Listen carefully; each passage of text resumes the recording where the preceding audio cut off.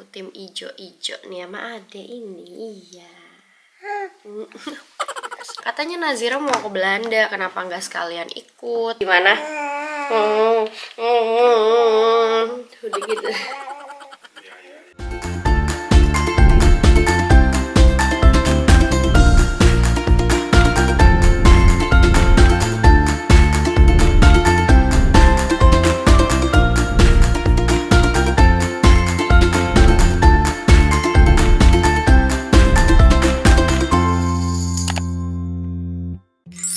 Hai Bun, welcome back. Aku tim ijo-ijo nih sama Ade ini, iya.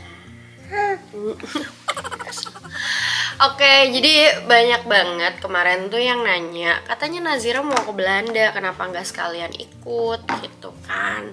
Nah, memang pas kita mudik kemarin itu nggak bisa bareng bawa Nazira ke Belanda karena visanya belum di arrange atau belum dibikin.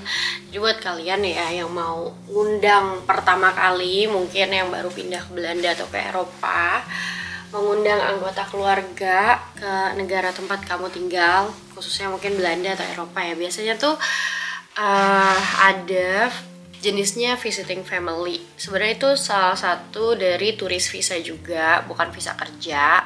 Nah, sama juga ada yang nanya kenapa kemarin susternya Kian tuh nggak dibawa ke Belanda. Tidak bisa Bunda ya, kalau untuk kerja itu di negara Eropa, khususnya di Belanda itu sangat ketat aturannya untuk bisa bawa orang kerja dari luar Uni Eropa. Bukan cuma dari luar Belanda tapi luar Uni Eropa untuk kerja di kita, dan memang itu nggak ada di list kita lah untuk bawa orang Indonesia untuk kerja di rumah kita, nggak bisa gitu, nggak boleh.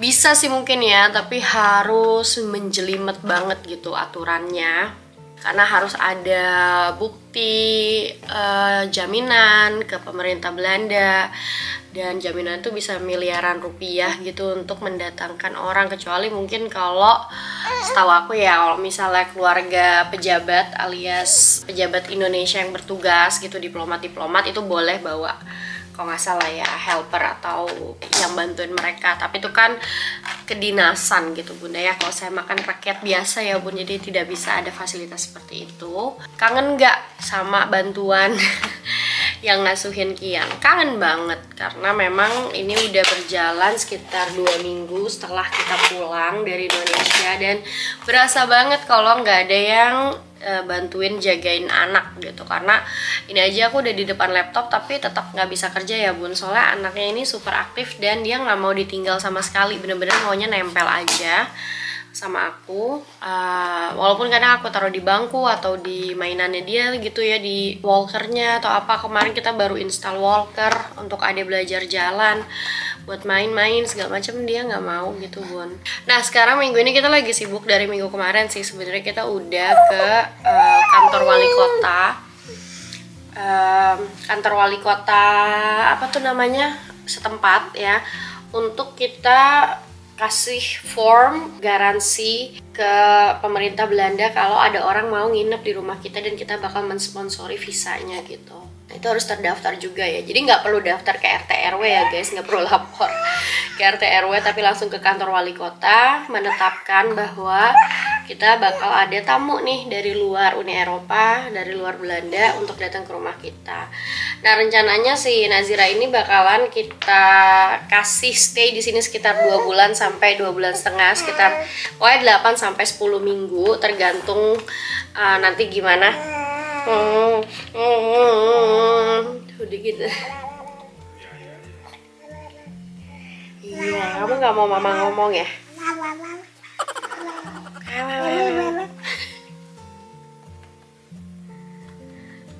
Ya, tapi aku belum bener-bener booking tiket asli untuk Nazira, jadi baru aku booking tiket dummy atau tiket planning aja, karena aku masih agak takut kalau visanya nggak granted ya. Walaupun kenapa sih visanya tuh bisa dipersulit sama kedutaan Belanda gitu ya, karena banyaknya kasus-kasus orang yang stay ilegal ya guys gitu, jadi pakai visa turis tapi stay ilegal lah gitu, overstay atau apa gitu, itu kan juga nggak boleh.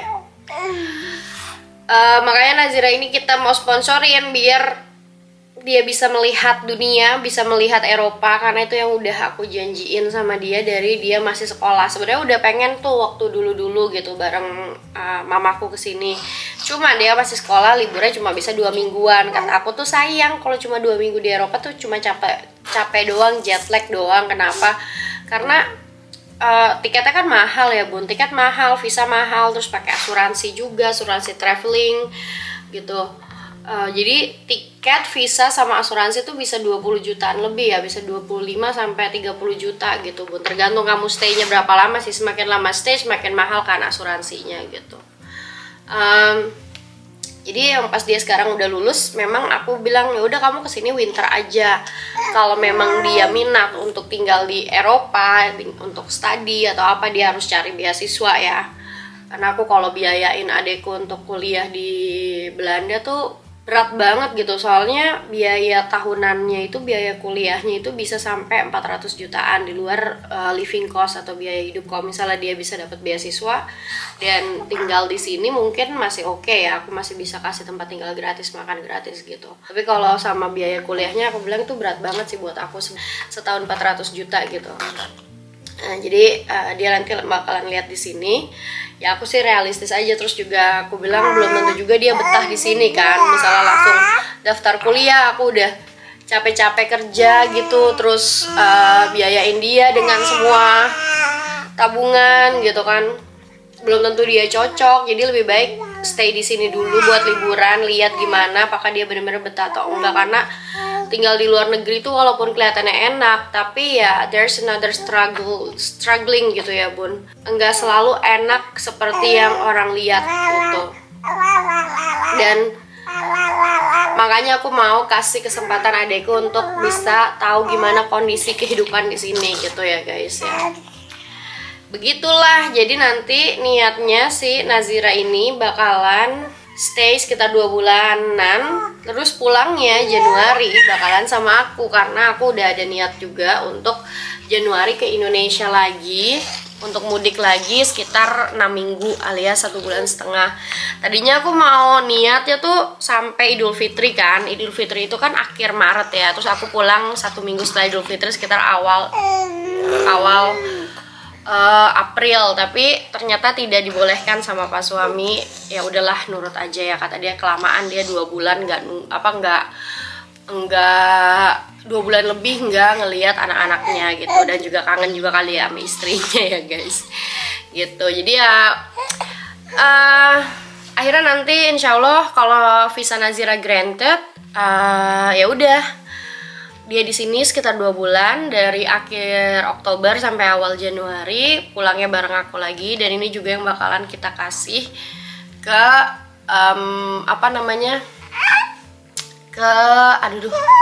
otak aku bener-bener kadang tidak bisa memproses kata-kata karena paralel, ntar mikirin ini mikirin itu. Aduh, apa sih bun, barusan aku mau ngomong, ya ampun lupa guys. Ya pulangnya pokoknya dari akhir Oktober sampai awal Januari. Dan kalau kalian apply visa Belanda itu memang sudah lama ya, tidak bisa lagi langsung ke kedutaannya, jadi langsung ke VFS Global. Syarat-syaratnya apa aja Memaski kalau mau sponsorin visa keluarga atau teman. Jadi dulu aku pernah juga sih sponsorin teman, tapi itu semua persyaratannya dari Pak suami ya guys. Karena kan dulu awal-awal kesini kan aku belum punya kerjaan tetap, jadi nggak bisa jadi sponsor gitu.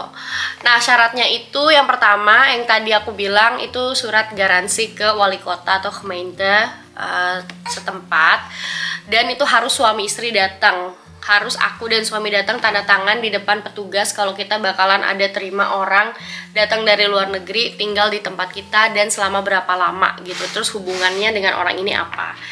Nggak cuma keluarga, teman pun bisa kok. Aku waktu itu pernah juga pokoknya sponsorin teman, itu si Nisa ya teman aku, tapi Nisa waktu itu cuma sekitar 10 hari atau seminggu gitu, pokoknya sebentar doang gitu, tapi itu yang sponsorin juga suami aku.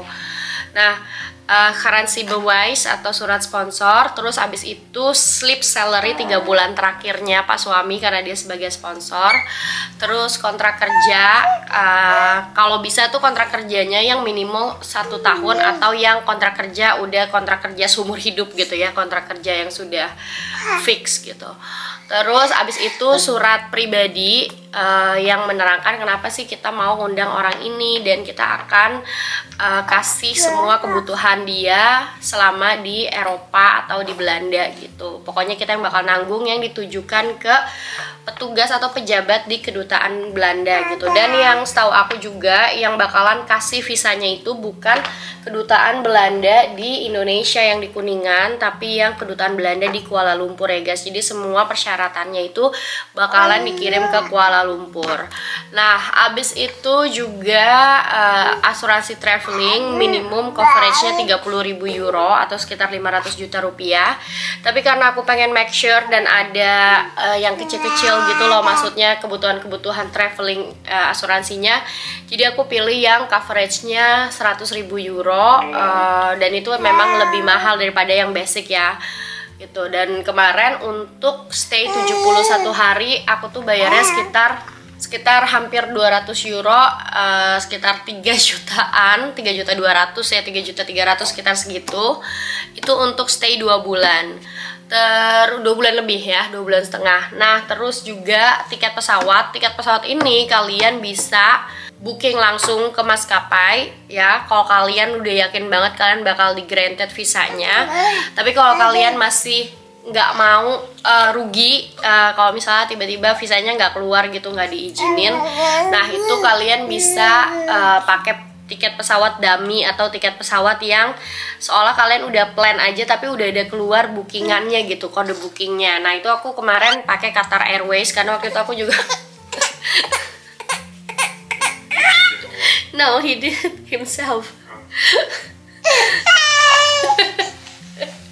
Clumsy ya deh. Oh yo. Hey.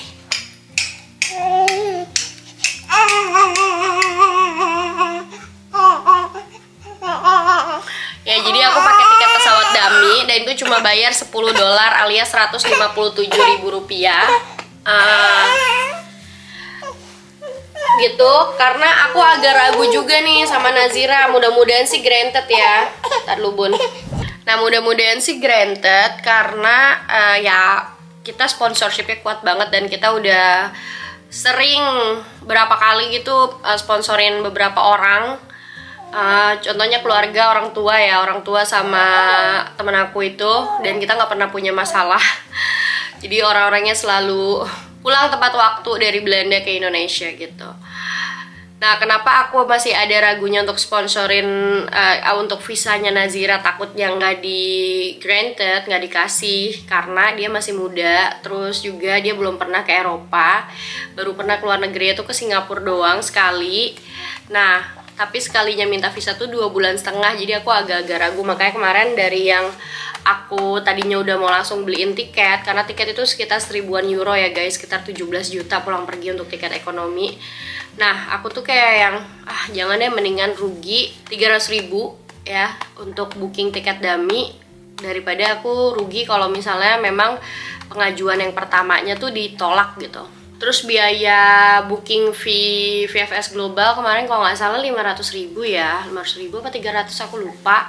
Habis itu biaya visanya kalau nggak salah itu 80 euro alias sekitar 1.400.000-an, dan uang itu harus banget kita udah bayarin ketika kita mau apply dan take biometrik ya ke VFS Global. Jadi walaupun kalian pakai agent atau pakai yang bantuin bikin visa, tetap aja kamu harus datang langsung guys ke VFS Global, karena kamu bakalan ambil biometrik mata dan juga sidik jari kalau nggak salah gitu ya.